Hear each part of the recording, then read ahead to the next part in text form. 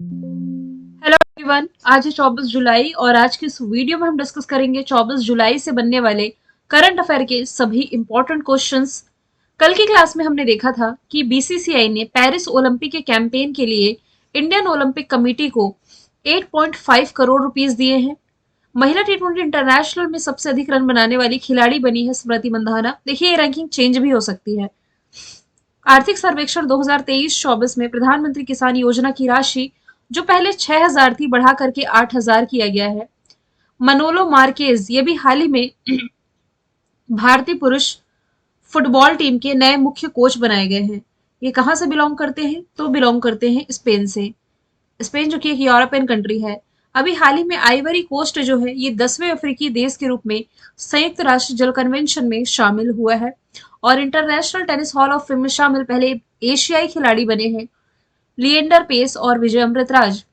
प्रधानमंत्री सूर्य घर योजना के तहत 2025 तक भारत में सभी सरकारी इमारतों का 100% सोलर एनर्जी से संचालन अनिवार्य किया गया है। चांदीपुरा वायरस संक्रमण के कारण बच्चों की मौत हुई है। कहां पर? गुजरात में। एचएसबीसी का नया सीईओ बनाया गया है जॉर्जेस एल्डेहरी को और नीति आयोग का जो पुनर्गठन किया गया उपाध्यक्ष के रूप में फिर से सुमन बेरी की नियुक्ति की गई है। मैं आपको स्टार्टिंग में ही बता दूं कि आज का भी वीडियो बहुत ज्यादा लंबा नहीं होगा। बहुत ज्यादा यानी कि 20-25 मिनट का नहीं जाएगा, शॉर्ट ही रहेगा। 15 मिनट के अंदर अंदर इसे रखने की कोशिश करेंगे। हाल ही में ओलंपिक ऑर्डर से सम्मानित होने वाले दूसरे भारतीय कौन बने हैं? तो ये बन गए हैं Abhinav Bindra. Option number A इसका राइट आंसर हो जाएगा। अंतरराष्ट्रीय ओलंपिक समिति यानी कि इंटरनेशनल ओलंपिक कमेटी ने ओलंपिक स्वर्ण पदक विजेता अभिनव बिंद्रा को ओलंपिक ऑर्डर से सम्मानित करने की घोषणा की है।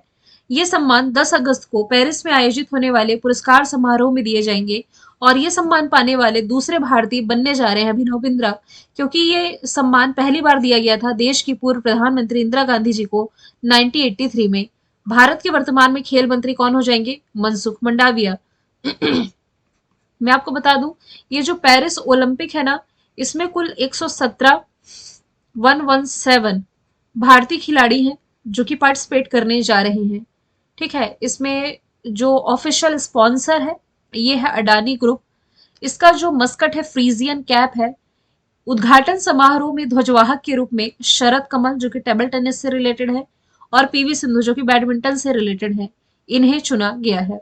ठीक है, हालांकि अभिनव बिंद्रा से आप ये रिलेट कर सकते हैं कि मशाल वाहक के रूप में इनका चुनाव किया गया।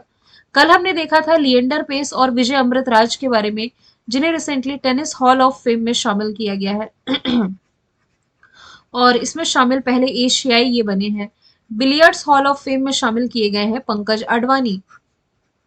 अच्छा, एक चीज मैं डिस्कस करना भूल गई यहाँ से, इंपॉर्टेंट है इंटरनेशनल ओलंपिक कमेटी। इसका फॉर्मेशन ईयर है 1894। लॉजन स्विट्जरलैंड में हेडक्वार्टर है और वर्तमान में थॉमस बाक इसके अध्यक्ष हो जाएंगे। आगे चले, सवाल नंबर दूसरा है, हाल ही में पीआर श्रीजेश ने पेरिस ओलंपिक के बाद संन्यास की घोषणा करी है। इनका संबंध किस खेल से है? तो ये संबंधित है हॉकी से। ऑप्शन नंबर ए इसका राइट आंसर हो जाएगा। इनकी कुछ महत्वपूर्ण उपलब्धियां मैंने मेंशन कर दी है। 2014 के एशियन गेम्स में इन्होंने गोल्ड मेडल जीता था। 2018 की एशियन गेम्स में ब्रॉन्ज मेडल, कॉमनवेल्थ गेम्स 2022 में सिल्वर मेडल, टोक्यो ओलंपिक में ब्रॉन्ज मेडल। इन्हें मेजर ध्यानचंद खेल रत्न अवार्ड मिल चुका है। International hockey federation goalkeeper of the year चुने जा चुके हैं 2021-22 में और world games athlete of the year 2021 में चुने गए। तो ये तो संबंधित है हॉकी से। हॉकी से यदि आप रिलेट करेंगे ना, तो मेजर ध्यानचंद का नाम आप रिलेट कर सकते हैं। मेजर ध्यानचंद जिन्हें हॉकी का जादूगर कहा जाता है और इन्हीं के सम्मान में भारत में मनाया जाता है नेशनल स्पोर्ट्स डे यानी कि राष्ट्रीय खेल दिवस, अगस्त महीने की 29 तारीख को। आप ये जरूर याद रखिए कि भारत में खेल जगत का जो सर्वोच्च सम्मान पहले राजीव गांधी के नाम से दिया जाता था, यह अब मेजर ध्यानचंद के नाम से दिया जाता है। आपको मैं ये भी बता दूं कि मेजर ध्यानचंद खेल रत्न अवार्ड जो 2023 का मिला है, ये मिला है सात्विक साईराज और चिराग शेट्टी को। फुटबॉल से यदि रिलेट करेंगे ना, तो सुनील छेत्री ने भी अंतरराष्ट्रीय फुटबॉल से संन्यास ले लिया है। यदि आप क्रिकेट से रिलेट करेंगे तो देखिए, रोहित शर्मा, विराट कोहली और सर रविंद्र जडेजा, इन्होंने टी20 इंटरनेशनल से संन्यास का ऐलान किया है। सवाल नंबर तीसरा है, सियाचिन में ऑपरेशनल रूप से तैनात होने वाली भारतीय सेना की दूसरी महिला अधिकारी कौन बनी है? तो ये भी हाल ही में बन गई है, सुप्रीता सीटी। ऑप्शन नंबर डी इसका राइट आंसर हो जाएगा। कैप्टन सुप्रीता सीटी ये भारतीय सेना की दूसरी महिला अधिकारी और सेना वायु रक्षा कोर की पहली महिला अधिकारी बनी है जिन्हें सियाचिन में ऑपरेशनल रूप से तैनात किया गया है। हालांकि ये दूसरी महिला बनी है, तो मैं आपको बता दूं पहली थी शिवा चौहान, जो कि सियाचिन में तैनात होने वाली पहली महिला अधिकारी थी। सियाचिन ग्लेशियर ये हिमालय के पूर्वी काराकोरम रेंज में है। यदि आप देखे होंगे यहाँ यहाँ चाइना का काशगर प्रांत है, पड़ोसी पाकिस्तान है, पाकिस्तान का ग्वादर पोर्ट है। तो चाइना का काशगर प्रांत और चाइना का, माफ कीजिएगा, चाइना का काशगर प्रांत और पाकिस्तान का ग्वादर पोर्ट कनेक्ट होता है चाइना पाकिस्तान इकोनॉमिक कॉरिडोर के माध्यम से, सी पैक कॉरिडोर के माध्यम से। सी पैक कॉरिडोर ना ये इसी काराकोरम दर्रा होते हुए गुजरता है। हालांकि भारत ने इस पर आपत्ति भी जताई थी कुछ समय पहले, लेकिन कुछ इसका नतीजा नहीं निकला। तो सियाचिन ग्लेशियर जो है ये हिमालय के पूर्वी काराकोरम रेंज का हिस्सा है। यहाँ पर ऑपरेशन मेघदूत 1984 में चलाया गया। नुब्रा नदी ये सियाचिन ग्लेशियर से निकलती है। देखिए नुब्रा घाटी की लोकेशन ना यूपीएससी 2021 प्रीलिम्स का क्वेश्चन बना था, याद रखेंगे। यदि मैं बात करूं ऑप्शन नंबर 1 की, प्रीति रजक की, तो भारतीय सेना में शामिल पहली महिला सूबेदार बनी। बीएसएफ की पहली महिला स्नाइपर ये बनी थी सुमन कुमारी। और यदि आप नाम रिलेट करें अनामिका राजीव का, तो ये इंडियन नेवी में शामिल पहली महिला हेलीकॉप्टर पायलट बनी। ये कुछ समय, मुझे लगता है 10-15 दिन पहले ही मैंने आप लोगों को बताया है। यदि मैं बात करूं इंडियन आर्मी की, तो 15 जनवरी को ही अपना स्थापना दिवस मनाता है। अभी हाल ही में इसके प्रमुख जो बनाए गए हैं, ये बनाए गए हैं उपेंद्र द्विवेदी। बात की जाए यदि इंडियन एयरफोर्स की, भारतीय वायुसेना की, 8 अक्टूबर को ही अपना स्थापना दिवस मनाता है विवेक राम चौधरी, ये हो जाएंगे वर्तमान में इसके प्रमुख। और यदि बात की जाए इंडियन नेवी की, 4 दिसंबर को ये अपना स्थापना दिवस मनाता है दिनेश कुमार त्रिपाठी, हो जाएंगे वर्तमान में इसके अध्यक्ष।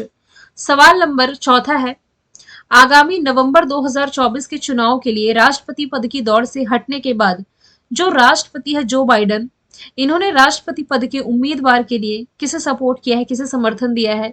तो अभी वर्तमान में जो उपराष्ट्रपति है अमेरिका की, भारतीय मूल की कमला हैरिस, यही अब आगामी इलेक्शंस में राष्ट्रपति के चुनाव में पार्टिसिपेट करेंगी। मतलब कि उपराष्ट्रपति जो अभी कमला हैरिस है, ये राष्ट्रपति पद के उम्मीदवार के रूप में समर्थन इन्हें मिल चुका है जो बाइडन का। अमेरिका की capital Washington DC, currency dollar, अभी तक देखा जाए तो वर्तमान में प्रेसिडेंट यही है जो Biden. Startup funding world ranking में ये टॉप पर है। भारत और अमेरिका के बीच में वज्र प्रहार एक्सरसाइज भारत में मेघालय उमरोई में शुरू हुई थी, जबकि तर्कस अभ्यास इसका सेकेंड एडिशन पश्चिम बंगाल के कोलकाता में रिसेंटली संपन्न हुआ। फिनटेक यूनिकॉर्न के मामले में टॉप पर है। भीमराव अम्बेडकर की सबसे बड़ी प्रतिमा भारत के बाहर यही मैरीलैंड में स्थापित की गई। गोल्ड स्टोरेज के मामले में ये टॉप पर है, भारत का 9वां स्थान है। अभी अमेरिका की लोकेशन आप ये देख सकते हैं, ये जो अलास्का वाला एरिया देख रहे हैं ना, जो पहले रशिया के क्षेत्राधिकार में था, अब इस पर अधिकार है अमेरिका का।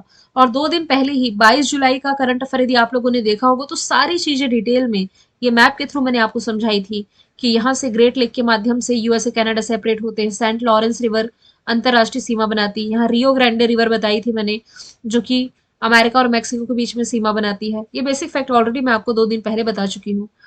कीर स्टारमर जो है ये यूके के प्रधानमंत्री लेबर पार्टी के अभी हाल ही में बनाए गए हैं और ये रिप्लेस कर रहे हैं ऋषि सुनक को, जो कि अभी तक यूके के प्राइम मिनिस्टर थे कंजर्वेटिव पार्टी से। सवाल नंबर 5वां है, हाल ही में राष्ट्रीय प्रसारण दिवस यानी कि नेशनल ब्रॉडकास्टिंग डे कब मनाया गया? तो ये जुलाई महीने की 23 तारीख को मनाया जाता है। ऑप्शन नंबर ए इसका राइट आंसर हो जाएगा, क्योंकि इसी दिन आप कह सकते हैं 1927 में इस कंपनी की स्थापना की गई थी, इंडियन ब्रॉडकास्टिंग कंपनी, भारतीय प्रसारण कंपनी की। इसकी स्थापना दिवस के याद में ये 23 जुलाई को मनाया जाता है। 15 जुलाई को आपका वर्ल्ड यूथ स्किल डे, विश्व युवा कौशल दिवस है। अंतरराष्ट्रीय शतरंज दिवस है 20 जुलाई को। 18 जुलाई को आपका हो जाएगा नेल्सन मंडेला डे। नेक्स्ट चले, सवाल नंबर है 6वां, प्रधानमंत्री नरेंद्र मोदी ने यूनेस्को को कितनी राशि देने की घोषणा की है? तो ये दिया जाएगा $10 लाख का। आपको मालूम होगा यूनेस्को के 46वें सत्र की अध्यक्षता ये भारत ही कर रहा है, जिसकी मेजबानी की जा रही है राजधानी दिल्ली में भारत मंडपम में। तो प्रधानमंत्री नरेंद्र मोदी ने वैश्विक स्तर पर खास तौर पर ग्लोबल साउथ में विरासत संरक्षण को बढ़ावा देने के लिए यूनेस्को विश्व विरासत केंद्र को भारत की ओर से $10 लाख के योगदान की घोषणा करी है। यूनेस्को यानी कि united nations educational scientific and cultural organization 1945 formation year है, पेरिस फ्रांस में हेडक्वार्टर। ऑद्रे अजौले वर्तमान में इसके प्रमुख हैं। गुजरात का जो लोक नृत्य है गरबा, इसे अमूर्त सांस्कृतिक विरासत सूची में इसने शामिल किया है। हालांकि इसके पहले ये पश्चिम बंगाल की दुर्गा पूजा को शामिल कर चुका है। यूनेस्को में शामिल भारत के 42 स्थल हैं।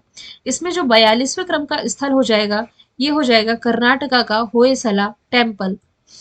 नेक्स्ट चलते हैं। केरल के बाद दूसरे राज्य की स्वामित्व वाले ऑडियो विजुअल प्लेटफॉर्म का नाम बताइए, जिसे अभी हाल ही में मेघालय राज्य सरकार द्वारा अनावरण किया गया है। इस क्वेश्चन को मैं और शॉर्ट में आप लोगों को बता देती हूँ, सिंपल लैंग्वेज में। स्वयं का ओटीटी प्लेटफॉर्म, ओटीटी की फुल फॉर्म क्या बनती है? Over the top platform. स्वयं का ओटीटी प्लेटफॉर्म लॉन्च करने वाला देश का पहला राज्य, ये तो ऑलरेडी मैंने आपको बताया था, केरल है।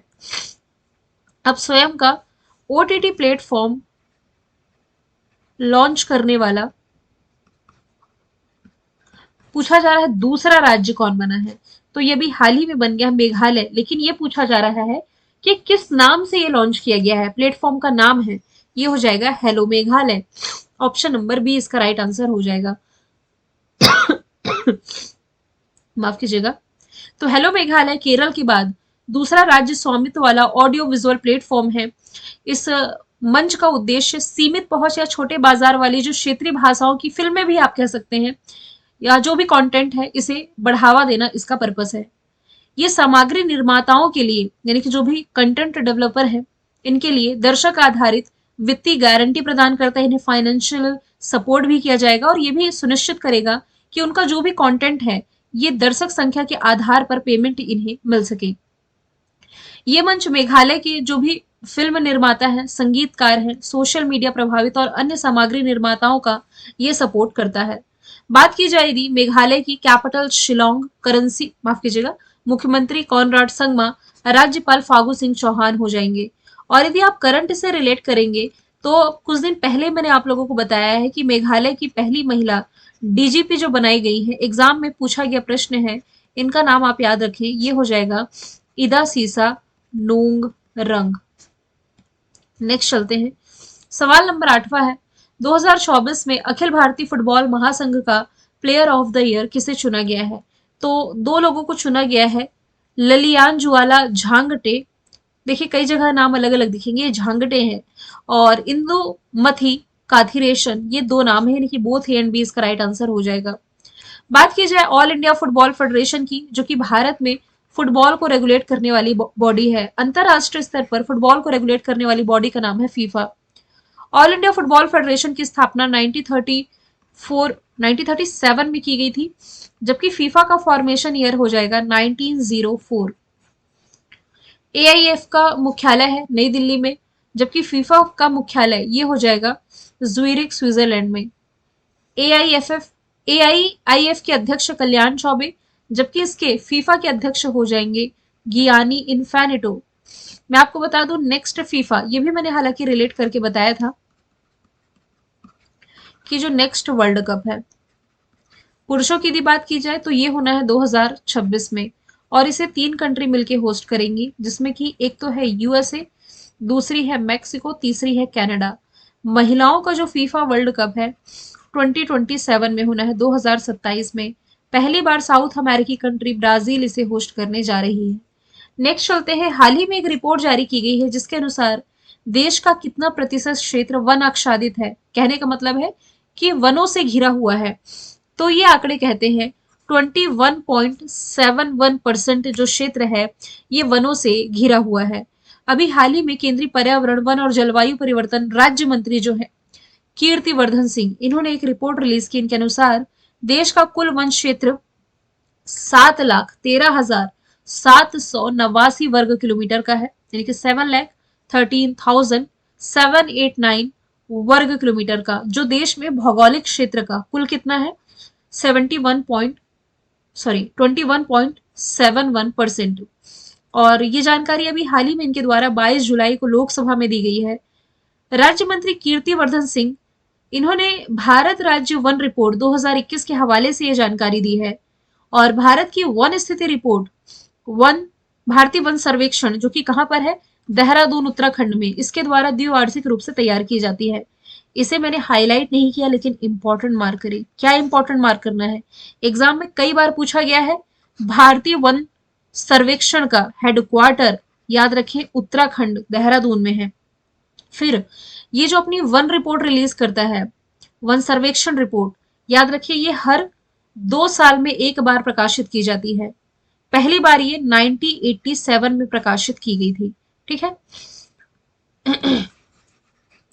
और आप ये भी याद रखें कि भारतीय वन सर्वेक्षण केंद्रीय पर्यावरण मंत्रालय के अंतर्गत आता है। तो चलिए लगे हाथ आप लोग ये भी बता दीजिए कि वर्तमान में पर्यावरण मंत्री कौन है। ये तो पर्यावरण परिवर्तन राज्य मंत्री है। पर्यावरण मंत्री का नाम क्या है मुझे बताइएगा कमेंट बॉक्स में। क्या ये यही है तो इनका नाम बताएंगे, कोई अलग है तो उनका नाम बताएंगे। सवाल नंबर 8वां है, किस भारतीय युद्धपोत की मदद से ओमान तट के पास से भारतीयों को बचाया गया है। ये क्वेश्चन मैंने रिवीजन के लिए रखा है। तो आंसर हो जाएगा इसका INS Tegh, option number A.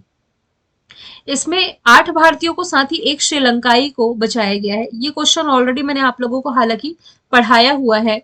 Oman, gulf of Oman की लोकेशन देख सकते हैं, यही पर्शियन गल्फ है। ओमान की कैपिटल मस्कट, करेंसी रियल हो जाएगी नसीम अल बहर। एक एक्सरसाइज है जो कि भारत और ओमान के बीच में आयोजित की जाती है। INS विक्रांत, ये इंडियन नेवी में मतलब पहला इंडिजीनियस एयरक्राफ्ट कैरियर है, आप इसे कह सकते हैं। INS संध्यायक, ये सर्वे पोत है जो भी हाल ही में शामिल हुआ। प्रोजेक्ट 17A के तहत जो युद्ध पोत शामिल हुआ है, इसका नाम है महेंद्रगिरी। अब कुछ पुरस्कार और सम्मान मैंने स्टैटिक फॉर्मेट में ऐड कर दिए हैं। अंतरराष्ट्रीय बुकर पुरस्कार 2024 का जीता है जर्मन लेखिका जेनी एपर्नबेक ने, इनकी पुस्तक कैरोस के लिए। Nelson Mandela life time achievement award जीता है विनोद गनात्रा ने। एबल पुरस्कार 2024 का मिशेल टेलग्रांड ने। भूटान का highest civilian honour prime minister Narendra Modi ने। Doctor C Narayan Reddy award Shiva Shankari ने। गोल्डमैन पर्यावरण पुरस्कार 2024 आलोक शुक्ला ने। मैंने कल आपसे पूछा था किस राज्य ने मुस्लिम विवाह और तलाक पंजीकरण अधिनियम 1935 निरस्त किया है। आंसर इसका था असम। आज का सवाल है, यूरोपीय संसद का फिर से अध्यक्ष किसे चुना गया है। आंसर इसका जो भी है कमेंट बॉक्स में बताइएगा। हम मिलेंगे फिर नेक्स्ट वीडियो में। Thank you so much.